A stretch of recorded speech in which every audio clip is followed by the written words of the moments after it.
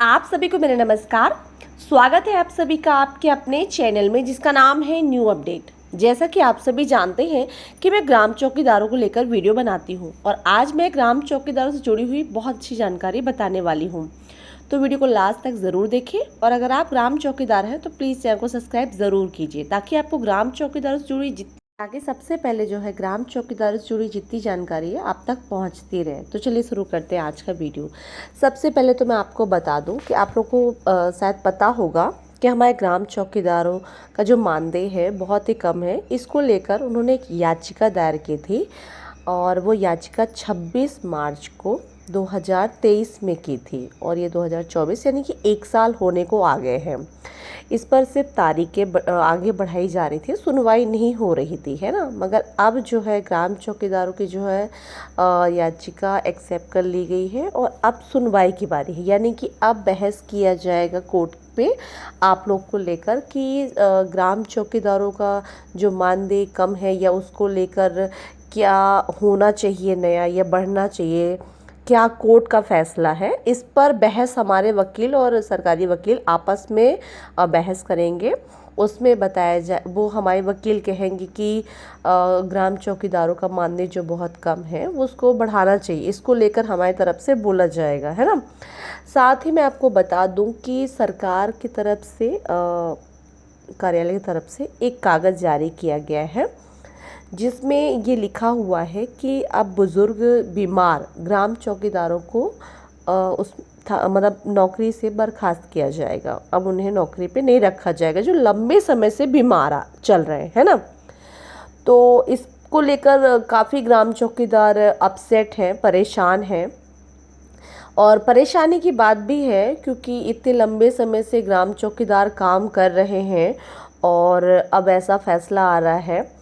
लेकिन आपको मैं एक चीज़ बता दूं कि जिस तरह हमारे देश में सोल्जर्स हैं यानी कि सैनिक फौजी हैं और हम चैन से सोते हैं, उसी तरह गांव में जो ग्राम चौकीदार हैं वो जागते हैं तभी पूरे गांव के लोग चैन से सोते हैं। कई लोग तो अलग अलग बातें कर रहे हैं, हमारे ग्राम चौकीदार ही आपस में अलग अलग बातें कर रहे हैं। कुछ ग्राम चौकीदार तो ऐसे कह रहे हैं कि हम तो कह रहे थे, इसीलिए कह रहे थे कि सरकार से मत भिड़ो, कुछ मत कहो, इसी कारण ऐसा हो रहा है। कुछ कह रहे थे हम तो इसीलिए कुछ नहीं करते हैं क्योंकि हमको पता है सरकार ऐसे फैसले ले सकती है।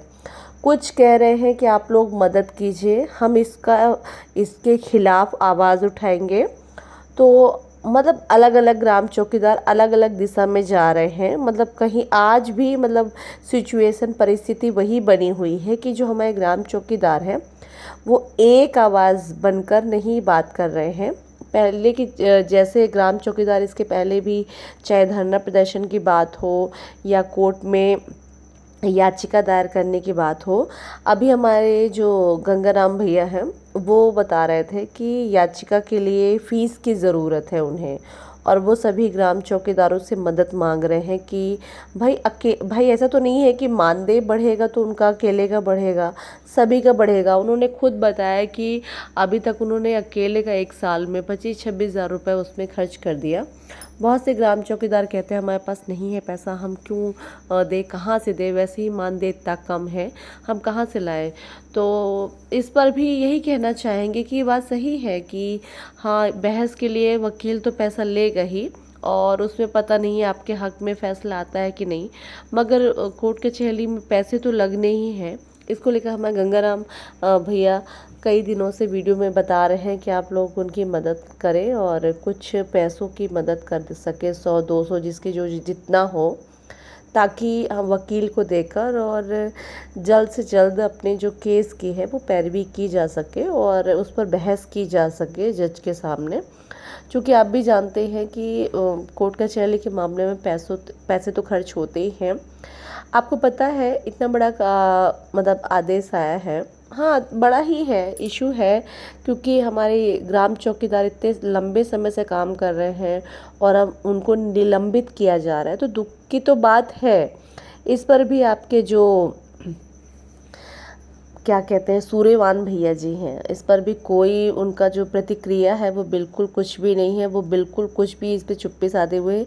इसके बारे में वो बिल्कुल बात नहीं कर रहे हैं कि इस पर क्या करना चाहिए, क्योंकि वो उनको एक मतलब बड़ी जिम्मेदारी पद के राष्ट्रीय अध्यक्ष चुना गया है ग्राम चौकीदारों का, है ना। तो उनकी जिम्मेदारी बनती है इस पर कुछ बोलें, इस पर कुछ कहें, मगर उनका तो सीधे सीधे नज़र अनु भैया पे रहती है। वो कहते हैं वो नाच रहे हैं, वो टीकाधारी है, वो ये है वो।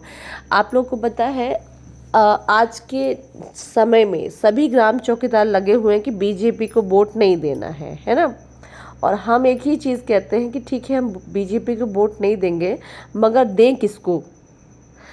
अगर आप लोग बोल रहे हो टीकाधारी है, हिंदुत्व करते हैं, वो मंदिर लाते हैं, आपको पता है अगर आप जिस देश में हैं, यानी कि भारत हिंदुओं का देश है ना। यहाँ पे हिंदू मुस्लिम सिख ईसाई सब एक है।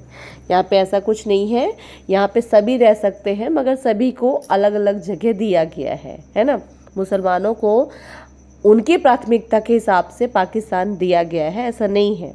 लेकिन हमारे देश में भी मुसलमानों का बराबर सम्मान किया जाता है। उनके त्यौहार हम भी मनाते हैं और वो हमारे त्यौहार मनाते हैं, मिलजुल कर रहते हैं। जो मिलजुल कर रहना चाहते हैं उनके लिए बिल्कुल ये देश उनका है, और जो मिलजुल कर रहना नहीं चाहते हैं उनके लिए तो वैसे भी देश नहीं है। जो आपस में ही मारना काटना लड़ना जानते हो उनके लिए तो वैसे कहीं भी दुनिया में कहीं भी जगह नहीं होनी चाहिए। हर इंसान को ऐसा होना चाहिए कि एक दूसरे की मदद के लिए खड़े होना चाहिए। तो मेरा सवाल वही होता है कि अगर आप लोगों ने सही समय पे सही फैसला नहीं लिया तो ये सोच कर रखिए कि आगे चलकर हमें फिर से जिस तरह अंग्रेज़ों की गुलामी करनी पड़ी थी, फिर से कहीं ऐसा ना हो कि गुलामी करने की नौबत आ जाए, है ना। तो सोच समझकर वोट कीजिएगा, वोट ज़रूर कीजिएगा। इसी को जागरूक करने के लिए हमारे सभी ग्राम चौकीदार कैंप लगाना शुरू कर दिए हैं। जगह जगह गांव-गांव जाकर लोगों को जागरूक कर रहे हैं। आप बेफिक्र रहिए। आप हमारे सभी ग्राम चौकीदारों को यह आश्वासन दिलाया जा रहा है कि आप ज़रा सा भी परेशान ना हो, क्योंकि सरकार आपको नहीं निकाल सकती है। आप जागते हैं तभी पूरा गांव चैन से सोता है। तो ऐसा नहीं है कि आपको इतनी आसानी से निकाल दिया जाएगा। आप लोगों को परेशान होने की ज़रूरत नहीं है। आप लोग के हित में सरकार फैसला नहीं करेगी तो बिल्कुल आप वोट मत दीजिएगा। और अब आप समझदार हो गए हैं, सरकार ने एक रास्ता दिखा दिया है आप लोगों की कैसे आप लोगों को काम करना है। तो हम लगातार एक ही कोशिश कर रहे हैं। आप जो भी करिए एकजुट होकर करिए। एकता नहीं दिखाएंगे तो सरकार आपके फेवर में कभी नहीं आएगी, आपके हित में फैसला कभी नहीं लेगी। और कोर्ट के लिए आप लोग जब तक पैसे इकट्ठे नहीं करेंगे आपके पैरवी नहीं की जाएगी, आप लोग की जो है बात नहीं रखी जाएगी जज साहब के सामने।